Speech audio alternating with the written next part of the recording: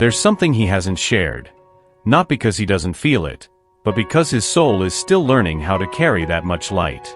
The angels say, he rehearses confessions in silence. Words only the soul dares to whisper. You sense it, don't you? That weight in the air when your name crosses his heart. There's a longing wrapped in hesitation, a tenderness that trembles behind closed lips. He envisions opening up to you, of revealing his truth like a prayer, but something in him still flinches before the altar of real connection. The divine placed you in his path not to complete him, but to awaken him. You didn't arrive with demands. You came with light. And that light illuminated everything he had hidden, from others, from the world, from himself. You made it impossible for him to keep living in numbness. And that terrifies him. You see, dear soul, this isn't a man untouched by love, it's a man wounded by it. And when he looked into you, into the ocean of your presence, his armor began to dissolve. Not by force, but by beauty. He saw in your eyes a reflection of everything he prayed to find, and everything he feared losing. Why her? He asks heaven in the quiet. Why now, when I thought I had already buried that part of me? And the angels answer, because it was time. Because your heart was the only one soft enough, strong enough, sacred enough, to call his home back to him. You weren't a coincidence. You were the divine answer to a question he hadn't yet voiced. He doesn't fully understand it yet, but his soul does. And that's why he's restless. Because when destiny speaks, the body still resists, but the spirit knows it's already begun. It is God who arms me with strength and keeps my way secure. Psalm 18 verse 32. There's a silence he carries, not just between you and him, but within himself. A silence shaped by pain he never learned how to name. The angels say, he's not pushing you away, he's protecting you from the storm he hasn't survived yet. Before you, love was something he locked away behind walls. Not because he didn't believe in it, but because he once gave too much of himself to someone who couldn't hold it. And when that broke, it wasn't just his heart, it was his belief that love could be safe again. So now, every time he feels something real, he panics. He rewinds conversations, rethinks every message, questions your smiles. Not because he doubts you, but because he doubts himself. To love you would mean letting you see the parts he's kept hidden. The fears, the failures, the child still waiting to be chosen. And that level of exposure feels unbearable. You represent everything he secretly craves: stability, depth, devotion. But that also means you could hurt him more deeply than anyone ever has. That's why he disappears sometimes. That's why he closes off when things get too close. Because his nervous system still associates closeness with danger. Because he hasn't yet learned that intimacy doesn't have to equal loss. You are not the cause of his retreat. You are the mirror he avoids because your light reveals too much truth at once. He's not cold. He's just scared. He's not playing with your heart. He's just still healing his own. And the most sacred truth? He sees you. Even in retreat. Even in confusion. His soul recognizes the sanctuary in yours. But to enter that sanctuary, he must first believe he is worthy of it. And that, dear soul, is the journey his spirit is now being called to take. There is a quiet ache inside you, the ache of always holding space for someone else's healing, while quietly forgetting your own. The angels whisper, you are the light, not the battery. Let yourself be held too. You've invested so much energy in loving him gently, waiting patiently, and believing in the parts of him he isn't ready to believe in himself. But in that devotion, have you stopped checking in with your own heart? Because sometimes love makes us forget that we were never meant to abandon ourselves while trying to save another. You are sacred. You have the right to rest, to breathe, to laugh without waiting for his response. You don't have to live suspended between hope and hesitation. You don't need to dim your brilliance just because he hasn't yet opened his eyes to see it fully. Your peace matters too. He's not your responsibility. His growth is not your mission. You were sent to him as a reminder of love, not as a substitute for self-love. The way you care is beautiful. But even the ocean knows when to pull back, to replenish its strength before crashing again onto the shore. So let today be your return. To your joy. To your center. To the woman who existed before him, and will continue to exist, radiant, regardless of what he decides. You are magnetic not because of what you give, but because of who you are. And the more you nurture that truth, the more the universe adjusts everything in your favor, including him, if he's truly meant to meet you in your fullness. Choose yourself gently, fiercely, without guilt. Because when you choose yourself, heaven echoes your name in blessing. You didn't just enter his life. You opened it up. The angels say, you are the mirror that doesn't flatter but frees. There's something unsettling about you, not in your presence, but in your power. Because when he looks at you, he doesn't just see a woman. He sees truth. And truth has never felt safe to him. You see right through his charm, his defenses, the stories he tells himself to avoid feeling. And instead of turning away, you stay. Soft. Steady. Unmoved by the performance. Drawn to the real. That's what scares him. Not rejection. Reflection. You've shown him parts of himself he buried long ago, the vulnerability he denied, the tenderness he labeled as weakness, and the dreams he stopped believing in. And when your eyes meet his, something inside him whispers, come home. But coming home would require surrender. Shedding the old self. Releasing control. And that's a battle he's not accustomed to losing. So he pushes. Pulls. Projects. Not because he doesn't feel something, but because he feels too much. And he's never had to manage that before. He tries to confine you to a box that feels safer and more predictable. But nothing about you fits into the lines he's drawn. Because you're not here to validate his illusions. You're here to awaken his soul. And awakening is never neat. It's messy. Raw. Sacred. It strips away comfort to reveal the gold beneath. You weren't sent to complete him. You were sent to confront him, with love. And now, he sees. Even if he won't say it out loud yet, his spirit is already responding to the invitation your presence offers. To evolve. To remember. To rise. Something is shifting inside him, slowly, quietly, but undeniably. The angels murmur, the seed has cracked. The soul remembers. He might not call it awakening. He might not even understand why certain songs suddenly feel like they were written about you, or why your name echoes louder in still moments. But his spirit knows. It's waking up. There are days when he feels restless without knowing why. He thinks of texting you but stops. Then checks if you're online. Then scrolls through memories that only his heart has saved. It's not about logic anymore. It's gravity.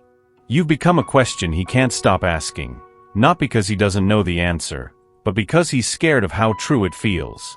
There's a tenderness growing in him, one he once dismissed. He begins to notice things. How your silence feels warmer than noise. How your presence softens his defenses. How your absence carves space in his world. This is the sacred beginning. The soul stretching after years of sleep. He doesn't want to admit it yet. Not fully. He's still figuring out how to carry emotion without collapsing. But he's starting to see love not as a weakness, but as the only truth that ever made sense. You didn't force it. You didn't chase. You simply stood there, real, consistent, undeniable. And that, dear soul, is what woke him up. The moment he realized you saw him, all of him, and stayed, a new belief began to bloom in his chest. Maybe he is lovable. Maybe he is safe. And when a man begins to believe that, nothing stays the same. You felt it, the back and forth. The closeness followed by silence. The spark, then the distance. And you've wondered, why does he come so close, only to disappear? The angels say, he doesn't leave because he doesn't care. He leaves because it's real. There is a rhythm to his fear, a cycle. When the connection grows too bright, he blinks. Not because the light hurts, but because it reveals. Every time your soul meets his, something ancient stirs. Love that has no map. Desire that has no manual. It shakes the ground he thought was solid. And so, he retreats. Tries to return to the life he knew before you. A life of numb routine, of calculated safety. But it doesn't fit anymore. It's too small. Too silent. He always returns, not because he's unsure, but because he can't escape what was never meant to be avoided. You became a mirror, a magnet, a memory too alive to forget. This push and pull isn't manipulation. It's the nervous system reacting to the magnitude of what's unfolding. The truth is, he doesn't yet know how to hold you and himself at the same time. He needs to grow into the love you offer. And yet, every time he leaves, a part of him fractures. Because every absence carves deeper proof that you are the place he longs to return to. The angels show you holding space, not just passively waiting, but standing in your truth. Not shrinking. Not chasing. Just loving from your center. And in that stillness, you become undeniable. One day, the rhythm will shift. Not through force, but through surrender. When he realizes that the cycle was never punishment, it was preparation. For a love he's finally ready to receive. Not all healing comes with noise. Sometimes, love works in the quiet, like water soaking into unseen roots. The angels say, your love reached him where no words ever could. He may never say it, not in the ways you expect. But he feels it. In his breath when he thinks of you. In the stillness after a long day. In the ache that arrives when your name crosses his mind like a prayer. He remembers how your voice softened his chaos. How your presence made him feel like maybe, just maybe, he wasn't too much to be held. There are wounds he's carried alone for years. Ones he's never dared to show. But your love, undemanding, unrelenting, became a balm to those places. Not because you fixed him, but because you never asked him to be anything other than human. And in that space of being seen without conditions, something opened. Slowly. Softly. A kind of rebirth. He began to imagine a life where love didn't equal pain. Where intimacy didn't mean invasion. Where his softness wasn't a liability, but a bridge. This is the medicine your love became. A quiet restoration. A sacred remembering. He may not call it healing. He may not know how to thank you. But deep in his soul he knows, you are different. Not because you saved him, but because you never needed to. You just held space. And in that space, he began to breathe again. Love like yours is rare. Rare enough to scare. Rare enough to save. And though he may still tremble in its presence, he is learning. It's safe now. To feel. To hope. To come home. Heaven does not rush what is sacred. The angels say, divine timing isn't delay. It's design. You've waited, not in idleness, but in faith. Faith that what was planted in truth cannot be lost to time. Faith that this love, even in silence, is being shaped by unseen hands. Because what you two share, it wasn't born in a moment. It was born in the stars. In a place beyond flesh. Where souls remember what the mind still questions. And now, the path is being cleared. He doesn't know yet that he's being guided. But you do. You felt it in the pauses that felt purposeful. In the dreams that stayed with you. In the signs only your spirit understood. This is not chaos. It is choreography. Even his delays. His detours. His doubts. All of it, woven into the tapestry of your unfolding. You were never meant to chase. You were meant to trust. Because every time you surrendered, your fears, your need for control, your questions, the angels moved. Quietly. Powerfully. Moving hearts, softening edges, preparing the reunion. And now, the wind is shifting. You may not see the whole map, but you're walking it, step by sacred step. And He is too, even if from a distance. The Lord will fight for you, you need only to be still. Exodus 14 verse 14. This is not the end, dear soul. It's the preparation for a beginning no human hand could write. He holds the door of His heart with trembling hands. The angels speak gently. He wants to let you in, but fears you'll see the parts He still hides from Himself. He's not used to being known. Not like this. Not by someone who sees beneath the surface. Who reads between His silences. Who touches wounds He thought He'd buried. You awaken tenderness in Him, not the romantic kind He can offer with ease, but the raw kind that disarms. The kind that says, I'm still healing. Will you stay anyway? He wants to be brave. He wants to tell you everything. But vulnerability feels like walking barefoot across broken glass to Him. It's not about pride, it's about survival. Because somewhere in His past, love wasn't gentle. It judged. It punished. It withdrew. And now you, with your presence that feels like grace, have made Him question everything He thought He knew about closeness. Some days, He reaches for you in spirit. He imagines your hand in His. He drafts messages He never sends. Because the risk of being fully seen still feels heavier than the ache of distance. But it's not rejection that He fears most. It's being revealed. What if you love the light but flinch at the shadow? What if the truth makes you leave? These are the ghosts He battles before every moment of intimacy. And still, He stays close. Because something in Him knows, if any heart could hold His truth, it would be yours. My grace is sufficient for you, for my power is made perfect in weakness. 2 Corinthians 12 verse 9. His soul is preparing. His walls are thinning. One breath at a time, He is learning. That love doesn't require perfection. Only presence. You were never here to convince Him. Only to be. The angels exhale. Love doesn't demand. It invites. And you, dear soul, have loved well. Not with noise, but with grace. Not with pressure, but with presence. You stood as yourself, wholehearted, honest, radiant, and let Him see what love could look like when it doesn't beg to be chosen. He saw it.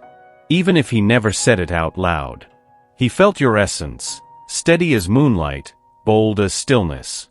And now, no matter what happens, your light lives in Him. This is the sacred mystery. Sometimes love transforms not by staying, but by being. Sometimes the deepest devotion is letting go of control, and trusting that the soul knows its way home. You are not here to save Him, nor to wait for Him. You are here to live, wide open. To continue loving, not because of the outcome, but because that's who you are. He may come back when the winds calm down. He might arrive when your heart has stopped searching. Or He may choose to stay behind, opting for the comfort of what's familiar over the unpredictability of what is real. But none of that defines your worth. You are complete. You are already enough. You always have been. What is meant for you will find its way, not because you pursued it, but because it could never forget how to get back to your light. Whoever dwells in the shelter of the Most High will rest in the shadow of the Almighty. Psalm 91 verse 1. This is not the end. It's the exhale. The moment your soul chooses peace, not because it surrendered, but because it finally let go.